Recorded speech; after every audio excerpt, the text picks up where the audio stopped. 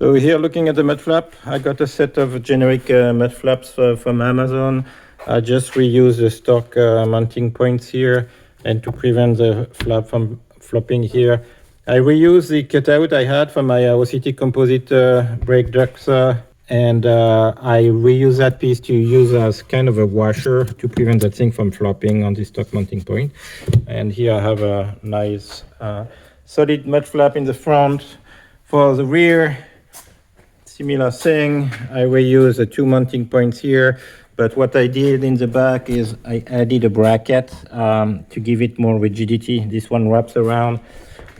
On the other side, you can see I did a bracket with a pop rivet, and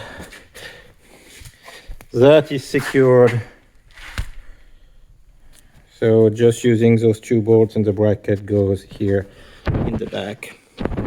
So maybe we'll see it from here. Yeah, you can see the bracket going here and to the mounting point, which is the plastic arm over there.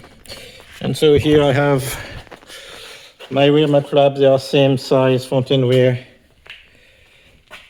And I recommend making a template so that you know where to drill the two holes.